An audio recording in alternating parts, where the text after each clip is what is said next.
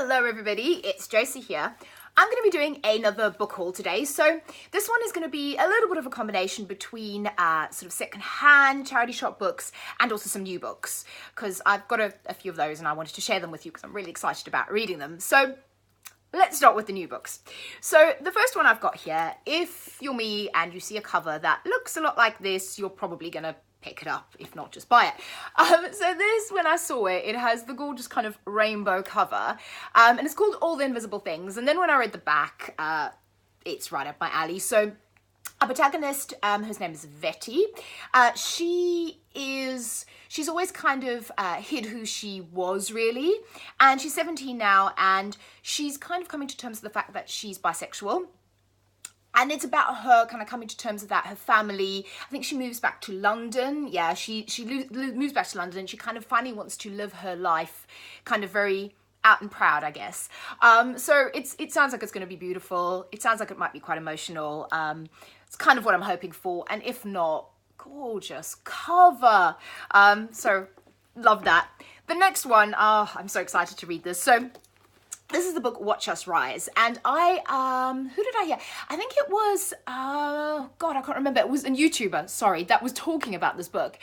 And I was just like, oh my God, this is so right up my alley. So you have these two main characters, they're at school, and they kind of realize that they want to create art. So that's the thing, they want to create art. But they realize that it's all very kind of male-centric, and they kind of want to start creating a movement that puts women at the forefront. So basically a Riot Girl movement. And on the back of the cover, you can see it's actually got the Riot Girl logo on the back there, which I love. And it's all about them kind of creating this movement, disrupting the status quo at their school, and just being wonderful, I'm hoping, kick-ass women. And I did hear someone review this and say they really loved it. And it's so right up my alley. And it's something that I'm really into at the moment. Riot Girl, I was into the first time it came around in the 90s. That's kind of my era, but I've really kind of gotten back into the music and gotten back into the scene. And I'm actually going to do a video about a zine that I've been making. So I'll do a bit more sort of Riot Girl related stuff actually, I think, on the channel. But yeah, so this book is going to be one of those that I'm really hoping I'm going to love. This is a 5-star prediction for me. And then the last new book is this one over here, Kissing the Witch. Now, well, I say new, this edition is basically new, but I did get it on Amazon Marketplace because this is really old and it's really difficult to get your hands on. And I have to say I was kind of shocked when I found this, and I found this at a reasonable price, kind of on Amazon, on the Marketplace. And then when I got it, I just assumed it was going to be secondhand, and I got it and it's actually brand new.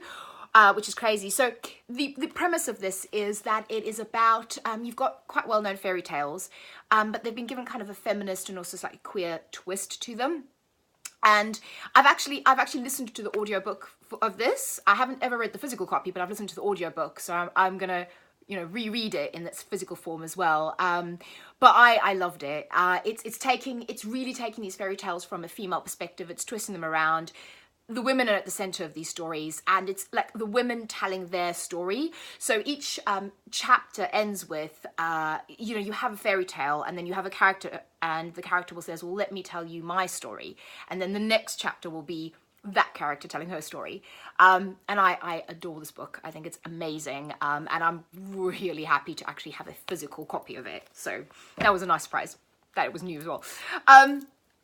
So those are the new ones. Now I'm going to get to the secondhand ones and charity shop ones. So the first one, speaking of Riot Girl, is this one over here, Girls on the Side.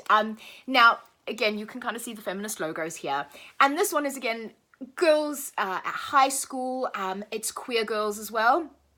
And it's all around the kind of the 90s Riot Girl music scene, trying to kind of break through the patriarchy, falling in love. This is a girl romance as far as I know, and it just sounded, I read the description of it and I was just like, oh, this just sounds right up my alley. So I think, yeah, 18-year-old, which is quite cool as well, so it's not too young, it's kind of that middle ground. So I'm really kind of looking forward to reading this one, and this is part of my Riot Girl haul, really. Then the next one I've got here, so again, these are books, I'm going to talk about them together because these two are books from kind of my teen years. That's the first time that I read them, was from my later teens. And it's an author called Holly Black. probably a lot of people will know her. She's a very popular author. And it's these two books over here. So we've got Tithe and we've got Valiant. And Tithe and Valiant, I remember reading Tithe and I fell in love with it. And I've read this book probably 3 or 4 times already. Valiant I've read a couple of times as well, and they're kind of, you can see it says a modern tale of fairy, and they're kind of modern fairy tales. So Tithe, Kay is the protagonist in Tithe, and she kind of has some trouble at home and she runs away, and she becomes involved with the Fae, and she realizes that she's half Fae as well, and it's gorgeous, but it is very gritty and it's very modern. And then you've got Valiant, which the aspect that I love of Valiant was the, again, that kind of found family trope. So the main character in this kind of runs away, and she joins with a group of kids that live, I believe it's in the New York underground, like in the subway. Yeah, New York City. So it's in the kind of in the subway system. So they're all kind of runaway, homeless children.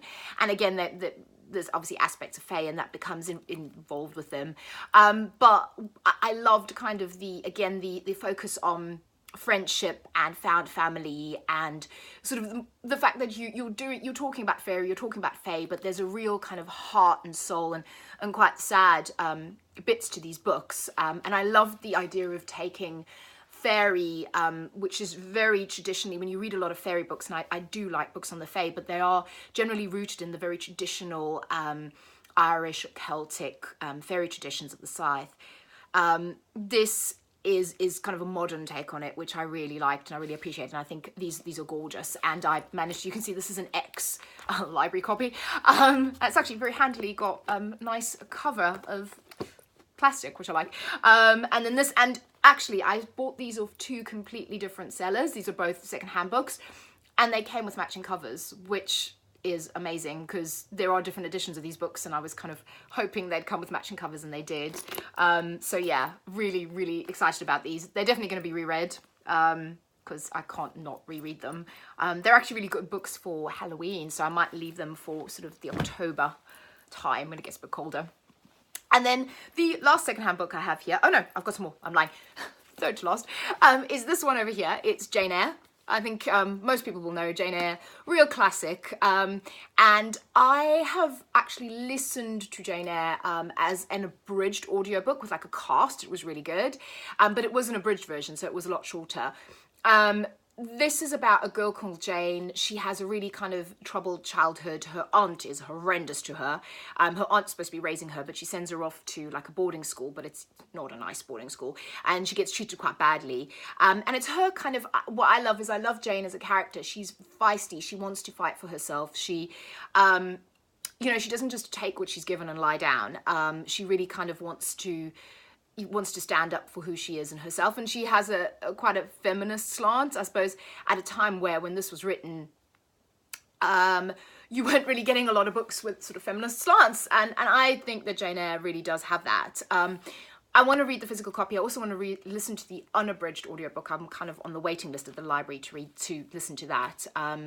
But yeah, I saw this lovely edition because I think the cover's gorgeous, and yeah, charity shop. Excellent. And then the last 2 books, these were such cool finds. So I think in my last video I said my mission was to find all of the Vampire Chronicles and find them secondhand. So last time I think I mentioned I had the Vampire Armand, and I was walking past a table in my local Tesco. Believe it or not, they have a table where you can kind of bring books and donate them, and then you walk past, and obviously if you like something you can take some and then leave money for charity. And walking past the table, I saw this one, Anne Rice and Merrick, and then I saw this one, Anne Rice Blackwood Farm. Now, first of all, it was like, wow, this is an incredible coincidence, and I was really, really happy about that. And also Blackwood Farm, so Blackwood Farm kind of meshes the Vampire Chronicles with the kind of the witches. So if you've read The Witching Hour, which I have by Anne Rice, obviously, but the Witching Hour focuses on a group of the Mayfair witches, and then obviously the Vampire Chronicles of all the vampires. But this book, as far as I can kind of glean from the synopsis on the back, kind of meshes those two. So you've got the Mayfair witches with the vampires, with Lestat, I think that's going to be really, really cool. And then Merrick as well, as far as I can tell, they call in one of the Mayfair, which is, again, very powerful to help them out of a sticky situation. So I quite like the idea that these two books kind of cross over the Mayfair Witch series, which I really loved. Witching Hour is fantastic. It's very long, but it's great. So yeah, so I love that. I was like, I can't believe this. You know, a couple of pounds to charity, and I managed to get both of these books. So my hunt for the entire Vampire Chronicles continues. So anyway, that's me. Oh, last thing. This is actually a dress I'm wearing. I will kind of get up so you can see it's a dress. Is again another charity shop find. And what I did with this one was I customized it. So it was just a plain denim dress, and then I kind of did all the stuff. And if I turn around, bear with me. So if I turn around, I don't know if you can see that, yeah. On the back, I had this like Cheshire Cat thing that I wanted to put on it, and I kind of made it Alice in Wonderland theme. So you've got Cheshire Cat on there, and then I don't know if you can read that, but it says, "Am I the right Alice?" And yeah, this was another great charity shop find, great like quality, really nice denim. And I just kind of thought, well, take it and customize it and make it my own. So I kind of love that, and I love, like I said, I love charity shops. I'm very pro secondhand shopping.